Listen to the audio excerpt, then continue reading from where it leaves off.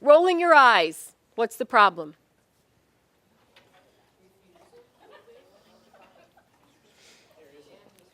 Thank you. There isn't.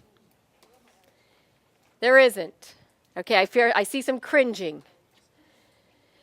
The question, remember to ask, when the behavior action is going on, ask yourself, what problem does it create? Does it create a problem? I can't teach. I can't conduct class.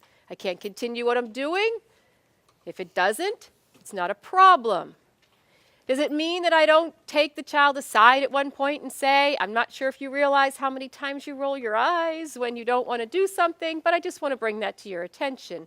And I'll continue to bring that to your attention because it really could get in the way of your success later on in life. And the child usually rolls their eyes at me and walks away. But I'm okay, because I'm going to continue to kind of talk about that. But at that moment, it doesn't create an issue that I have to go after, because it's not creating a problem that's preventing me from conducting class. Thanks for watching, and I hope you found this video helpful. If you did, make sure to like and subscribe so you never miss another video.